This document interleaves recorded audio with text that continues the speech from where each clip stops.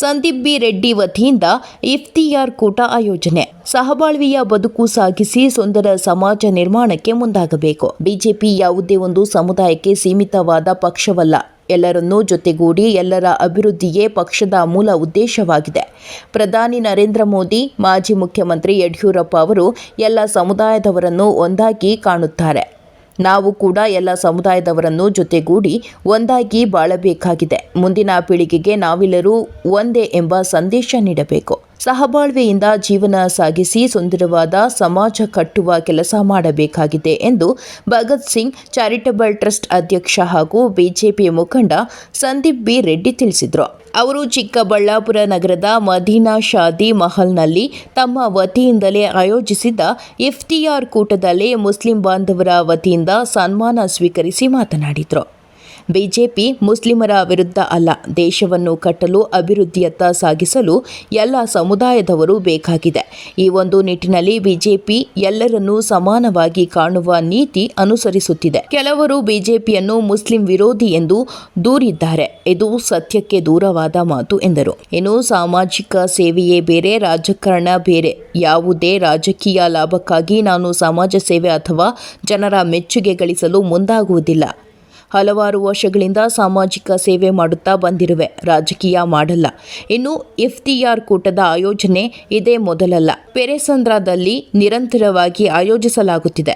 ಸತತವಾಗಿ 1 ತಿಂಗಳ ಕಾಲ ಮುಸ್ಲಿಂ ಬಾಂಧವರು ಉಪವಾಸ ಆಚರಿಸುತ್ತಿದ್ದು, ದೇಶಕ್ಕೆ ಹಾಗೂ ಎಲ್ಲ ಮನುಕುಲಕ್ಕೆ ಒಳ್ಳೆಯದಾಗಲಿ ಎಂದು ದೇವರಲ್ಲಿ ಪ್ರಾರ್ಥಿಸಲಿ ಎಂದು ತಿಳಿಸಿದರು. ಈ ಸಂದರ್ಭದಲ್ಲಿ ಆನೆಮಡುಗು ಹರೀಶ್, ಸುಹಾಸ್, ರಘು, ಶಶಿ, ಶ್ರೀಕಾಂತ್, ಯುನುಸ್ ಸೇರಿದಂತೆ ಭಗತ್ ಸಿಂಗ್ ಚಾರಿಟಬಲ್ ಟ್ರಸ್ಟ್ ಸದಸ್ಯರು ಹಾಜರಿದ್ದರು. ನೋಡಿ, ರಂಜಾನ್ ತುಂಬ ಪವಿತ್ರ. ನನ್ನೆಲ್ಲ ಮುಸ್ಲಿಂ ಬಾಂಧವರು ಈ ಪ್ರಪಂಚದಲ್ಲಿ ಈ ಒಂದು ತಿಂಗಳು ಏನಿದೆ ಉಪವಾಸ ಮಾಡಿ ಸಾಯಂಕಾಲ ಊಟ ಮಾಡುವಂತಹ ಕೆಲಸ ಮಾಡ್ತಾರೆ. ಇಡೀ ದಿನ ಅವರು ಉಪವಾಸ ಇರ್ತಾರೆ. ಅವರು ಒಂದು ಹನಿ ನೀರು ಕೂಡ ಸಹ ದೇವರಲ್ಲಿ ಪ್ರಾರ್ಥನೆ ಮಾಡ್ತಾ ಇಡೀ ದಿನನ ಕಳೀತಾರೆ. ಅವರ ಒಂದು ಪ್ರಾರ್ಥನೆ ಎಲ್ಲ ಮನುಕುಲಕ್ಕೆ ಒಳ್ಳೆಯದಾಗಬೇಕು ಅನ್ನೋದಾಗಿರ್ತದೆ. ಅಂತಹ ಒಂದು ನಿಟ್ಟಿನಲ್ಲಿ ಇದೊಂದು ಏನು ಇಫ್ತಿಯಾರ್ ಕೂಟ ಅನ್ನೋದು ಮೊದಲಿನಿಂದ ನಡ್ಕೊಂಡ್ಬಂದಿರುವಂಥ ಸಂಪ್ರದಾಯ. ಆ ಒಂದು ಏನು ದಣಿತ ದೇಹಗಳಿಗೆ ಒಂದು ಆತಿಥ್ಯ ಕೊಡುವಂತಹ ಒಂದು ಪ್ರಾಮಾಣಿಕವಾದ ಪೂಜ್ಯವಾದ ಕೆಲಸವನ್ನು ಮೊದಲಿಂದನೂ ಮಾಡ್ಕೊಂಡು ಬರ್ತಾ ಇದ್ದೀವಿ. ಚಿಕ್ಕಬಳ್ಳಾಪುರದಲ್ಲಿ ಹಿಂದಿನ ವರ್ಷವೇ ಸ್ಟಾರ್ಟ್ ಮಾಡಿದ್ದಾರೆ. ಅವಕಾಶ ಸಿಕ್ಕಿರಲಿಲ್ಲ ಕೋಡ್ ಆಫ್ ಕಂಡಕ್ಟ್. ಈ ವರ್ಷ ಅವಕಾಶ ಸಿಕ್ತು. ಚಿಕ್ಕಬಳ್ಳಾಪುರದ ಮುಸ್ಲಿಂ ಸಮುದಾಯದ ಹಿರಿಯ ನಾಯಕರನ್ನು ನಾನು ಭೇಟಿ ಮಾಡಿ ಅವಕಾಶ ಕೇಳಿದಾಗ ದಯವಿಟ್ಟು ಮಾಡಿ ಅಂತ ಸಂತೋಷದಿಂದ ಒಪ್ಪಿಕೊಂಡು ಪ್ರೀತಿಯಿಂದ ಈ ಒಂದು ಅವಕಾಶ ಕೊಟ್ಟಿದ್ದಾರೆ. ಆ ಒಂದು ಸಂದರ್ಭದಲ್ಲಿ ನಾನಿವತ್ತು ಅವರಿಗೆ ಒಂದು ಆತಿಥ್ಯ ಕೊಡುವಂಥ ಕೆಲಸ ಮಾಡಿದ್ದೀನಿ. ಸರ್, ಈಗ ಸಂದೀಪ್ ರೆಡ್ಡಿ ಅವರು ಬಿಜೆಪಿ ಪಕ್ಷದ ನಮಗೆ ಅದ್ರ ಬಗ್ಗೆ ನೋಡಿ, ಬಿಜೆಪಿ ಅಂತಂದರೆ ಯಾರೋ ಒಂದು ಸಮುದಾಯಕ್ಕೆ ಸೀಮಿತವಾಗಿರೋ ಪಕ್ಷ ಅಲ್ಲ. ಅದನ್ನು ಬೇರೆ ಬೇರೆ ಪಕ್ಷಗಳು ಬೇರೆ ಬೇರೆ ರೀತಿಯಲ್ಲಿ ಕಾಲಘಟ್ಟದಲ್ಲಿ ಅದನ್ನು ಪ್ರೊಪಗಂಡ ಮಾಡ್ಕೊಂಡು ಬರ್ತಿದ್ದಾರೆ. ಅದಕ್ಕೆ ನಾನು ಈಗ ತುಂಬ ಅರ್ಥ ಕೊಡೋದಕ್ಕೆ ಹೋಗೋದಿಲ್ಲ. ಅದನ್ನೆಲ್ಲ ಮೀರಿ ನನ್ನ ಏನು ಸಮುದಾಯ ಇದೆ, ಮುಸ್ಲಿಂ ಸಮುದಾಯ ಇರ್ಬೋದು, ಕ್ರಿಶ್ಚಿಯನ್ ಸಮುದಾಯ ಇರ್ಬೋದು, ಹಿಂದೂಗಳು, ಜೈನರು ಎಲ್ಲರ ಜೊತೆ ನಿಂತ್ಕೊಳ್ಳುವಂತಹ ಕೆಲಸ ನನ್ನ ದೇಶದ ಪ್ರಧಾನಮಂತ್ರಿಗಳು ಮಾಡಿದ್ದಾರೆ. ನನ್ನ ರಾಜ್ಯದ ಮುಖ್ಯಮಂತ್ರಿಗಳಾದ ಯಡಿಯೂರಪ್ಪನವರು ಸಹ ಮಾಡಿದ್ದಾರೆ. ಅದೇ ಹಾದಿಯಲ್ಲಿ ನಾವು ಸಹ ಎಲ್ಲ ಸಮುದಾಯಗಳನ್ನು ಜೊತೆಗೆ ತಗೊಂಡು ಹೋಗುವಂಥ ಕೆಲಸನ ನಾವು ಮಾಡಬೇಕಾಗಿದೆ. ಮುಂದಿನ ಪೀಳಿಗೆಗೆ ನಾವು ಒಂದು ಸಂದೇಶ ಕೊಡಬೇಕಾಗಿದೆ. ನಾವೆಲ್ಲರೂ ನಮ್ಮಲ್ಲಿ ಏನೇ ಭೇದ ಭಾವಗಳಿದ್ದರೂ ಅದೆಲ್ಲ ತಾತ್ಕಾಲಿಕ. ಅವುಗಳನ್ನು ಸರ್ ಮಾಡಿಕೊಂಡು ಮುಂದಕ್ಕೆ ಹೋಗುವಂತಹ ಪ್ರಬುದ್ಧತೆ ನನ್ನೆಲ್ಲ ಜನಗಳಿಗಿದೆ. ನಾವೆಲ್ಲ ಜೊತೆಯಲ್ಲೇ ಇರ್ತೀವಿ. ರಾಜಕೀಯನೇ ಬೇರೆ, ಈ ಒಂದು ಸಂಬಂಧಗಳೇ ಬೇರೆ. ಇವಾಗ ಏನೋ ಚರ್ಚೆ ಕೂಡ ಸಾರ್ವಜನಿಕ ವಲಯದಲ್ಲಿ ಕೇಳಿ ಬರ್ತೀವಿ. ನಾನು ಈ ರೀತಿಯ ಏನು ಇಫ್ತಿಯಾರ್ ಕೂಟನ ಇವತ್ತು ಫಸ್ಟ್ ಮಾಡ್ತಿಲ್ಲ. ನನ್ನ ಗ್ರಾಮ ಪೆರೆಸಂದ್ರದಲ್ಲಿರ್ಬೋದು, ಮಂಡಿಕಲ್ ಹೋಬಳಿಯಲ್ಲಿರ್ಬೋದು, ನನ್ನ ಶಕ್ತಿಯಾನುಸಾರ ನಾನು ಆವತ್ತಿಂದಲೂ ಮಾಡ್ಕೊಂಡು ಬರ್ತಾ ಇದ್ದೀನಿ. ಅದನ್ನು ರಾಜಕೀಯ ಬಣ್ಣ ಕಟ್ಟಿ ನಾನು ಯಾವತ್ತೂ ನೋಡಿಲ್ಲ. ನಾನು ಏನೇ ಸರ್ವಿಸ್ ಮಾಡಿದ್ರು ಈ ಸಮಾಜದಲ್ಲಿ ಆ ಸರ್ವಿಸ್ನ ತಗೊಂಬಂದು ರಾಜಕೀಯ ಲಾಭ ಪಡೆಯುವಂತಹ ಹೀನ ಕೆಲಸಕ್ಕೆ ನಾನು ಇವತ್ತು ಕೈ ಹಾಕಿಲ್ಲ. ಅಂಥದ್ದನ್ನು ನಾನೇನು ಎಕ್ಸ್ಪೆಕ್ಟೂ ಮಾಡಲ್ಲ.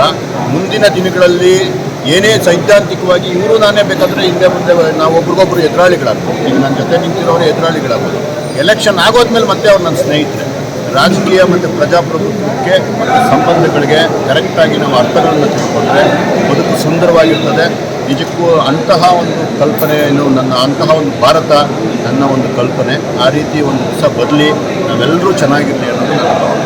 ಈ ಒಂದು ಸಂದರ್ಭ ಈ ಒಂದು ಪವಿತ್ರವಾದ ರಂಜಾನ್ ಹಬ್ಬ ಏನು ನಡೀತಿದೆ, ಈ ತಿಂಗಳು ಏನಿದೆ, ಈ ಒಂದು ತಿಂಗಳಲ್ಲಿ ತಾವೆಲ್ಲ ಏನು ಮನಸ್ಸನ್ನು ಶುದ್ಧಿ ಮಾಡಿಕೊಂಡು ದೇಹವನ್ನು ದಂಡಿಸಿ ಏನು ತಾವೆಲ್ಲ ನಮ್ಮ ದೇವರಲ್ಲಿ ಪ್ರಾರ್ಥನೆ ಮಾಡ್ತಿದ್ದೀರಾ, ನಾನು ನಿಮ್ಮೆಲ್ಲರನ್ನು ಕೇಳ್ಕೊತೀನಿ, ನಿಮ್ಮ ಪ್ರಾರ್ಥನೆ ನಿಮಗೊಬ್ಬರಿಗೆ ಮಾತ್ರ ಸೀಮಿತ ಆಗೋದು ಬೇಡ. ಇಡೀ ದೇಶಕ್ಕೆ, ಇಡೀ ಮನುಕುಲಕ್ಕೆ ಒಳ್ಳೆಯದಾಗುವಂತಹ ನಿಮ್ಮದು ಪ್ರಾರ್ಥನೆ ಆಗಬೇಕು. ಮೊಹಮ್ಮದ್ ಪೈಗಂಬರ್ ಏನಿದ್ದಾರೆ ಅವರ ಒಂದು ಏನು ಕುರಾನ್ ಆಗಲಿ ಇನ್ನೊಂದಾಗಲಿ ಓದಿದಾಗ ಅರ್ಥ ಆಗೋದು ಏನಂತಂದರೆ ಇಡೀ ಮನುಕುಲಕ್ಕೆ ಒಳ್ಳೆಯದಾಗುವಂತಹ ಸಂದೇಶವನ್ನು ಸಾರುವಂಥ ಕೆಲಸ ಮಾಡಿದ್ದಾರೆ. ಬೇರೆ ಬೇರೆ ಕಾಲಘಟ್ಟದಲ್ಲಿ ಬೇರೆ ಬೇರೆ ಕಾರಣಗಳಿಂದ ಇದನ್ನು ತಿರುಚುವಂಥ ಕೆಲಸ ಎಷ್ಟೋ ಕಡೆ ಆಗಿದೆ. ಅದನ್ನೆಲ್ಲ ತಾವು ಗಮನಿಸಬೇಕು. ತಾವೆಲ್ಲರೂ ಎಸ್ಪೆಷಲಿ ನಮ್ಮ ಚಿಕ್ಕಬಳ್ಳಾಪುರದ ಮುಸ್ಲಿಂ ಜನತೆ ತುಂಬ ಪ್ರಬುದ್ಧರಿದ್ದೀರ, ವಿದ್ಯಾವಂತರಿದ್ದೀರ. ಅದನ್ನು ಅರ್ಥ ಮಾಡಿಕೊಂಡು ಇಡೀ ದೇಶ ಕಟ್ಟೋ ಕೆಲಸ ಮಾಡಬೇಕು. ನಿಮ್ಮ ಪ್ರಾರ್ಥನೆ ಇಡೀ ದೇಶಕ್ಕೆ ಒಳ್ಳೆಯದಾಗಬೇಕು ಅಂತ ಈ ಮುಖಾಂತರ ಅವರೆಲ್ಲರಿಗೂ ನಾನು ಸವಿನಯವಾಗಿ ಕೇಳ್ತೀನಿ. ಸರ್, ಹಿಂದೂ ಅನ್ನೋ ಒಂದು ಮಾತನ್ನು, ಆದರೆ ಮುಸ್ಲಿಂ ಬಂದವ್ರನ್ನ BJP ಪಕ್ಷ ಅಥವಾ ದೇಶದ ಪ್ರಜೆಗಳು ಅಂತ ಯಾವ ರೀತಿ ನೀವು ಸ್ವೀಕರಿಸ್ತೀರ? ಪಕ್ಷ ಯಾವ ರೀತಿ ಗುರುತಿಸುತ್ತೆ? ನೋಡಿ, ನಾನು ಅದನ್ನೇ ಹೇಳ್ತಾ ಇದ್ದೀನಿ, ಬೇರೆ ಬೇರೆ ಕಾಲಘಟ್ಟದಲ್ಲಿ ರಾಜಕೀಯ ಬೇರೆ ಬೇರೆ ನಡೀತದೆ. ಆದರೆ ಈ ನನ್ನ ಏನು ಭಾರತೀಯ ಜನತಾ ಪಕ್ಷ ಇದೆ, ಅಬ್ದುಲ್ ಕಲಾಂರವ್ರನ್ನ ರಾಜಕೀಯನೇ ಗೊತ್ತಿಲ್ಲದಿರೋವಂಥವ್ರನ್ನ, ಆದರೆ ತುಂಬ ದೇಶಕ್ಕೆ ಸಾಧನೆ ಮಾಡಿದಂಥವ್ರನ್ನ ಗುರುತಿಸಿ ರಾಷ್ಟ್ರಪತಿ ಮಾಡಿದ್ಯಾರು? ನನ್ನ BJP ಪಕ್ಷ. ಇದನ್ನೆಲ್ಲ ಗಮನಿಸೋದೇ ಇಲ್ಲ. ಬೇರೆ ಯಾರೋ ಒಬ್ಬರೋ ಇಬ್ಬರೋ ಹೇಳಿಕೆ ಕೊಡೋದನ್ನ ಅಥವಾ ಅವರ ಕ್ಷೇತ್ರಗಳಲ್ಲಿ ಅವ್ರದ್ದೇನೋ ರಾಜಕೀಯ ಲಾಭ ಪಡೆದುಕೊಳ್ಳೋಕ್ಕೋಸ್ಕರ ಕೊಡೋ ಹೇಳಿಕೆಗಳನ್ನು ಅದನ್ನೇ ದೊಡ್ಡದಾಗಿ ಬಿಂಬಿಸಿ ಇಡೀ ದೇಶದಲ್ಲಿ BJPನ ಮುಸ್ಲಿಂ ವಿರುದ್ಧವಾಗಿ ಇನ್ಯಾರ್ದೋ ಪರವಾಗಿ ಇಲ್ಲ. BJP ದೇಶದ ಪರವಾಗಿದೆ. ದೇಶವನ್ನು ಕಟ್ಟೋದ್ರಲ್ಲಿ ನಮಗೆ ಮುಸ್ಲಿಮ್ಗಳು ಬೇಕು, ಹಿಂದೂಗಳು ಬೇಕು, ಪ್ರತಿ ಸಮುದಾಯದವರು ಬೇಕು. ಅವ್ರನ್ನೆಲ್ಲ ಸೇರಿ ಕಟ್ಟುವಂತಹ ಕೆಲಸ ಮುಂದಿನ ದಿನಗಳಲ್ಲಿ ಆಗ್ತಿದೆ. ಇಲ್ಲಿ ಈ ದಿನಗಳಲ್ಲಿ ರಾಜಕೀಯನ ಇಲ್ಲಿ ತರೋದನ್ನ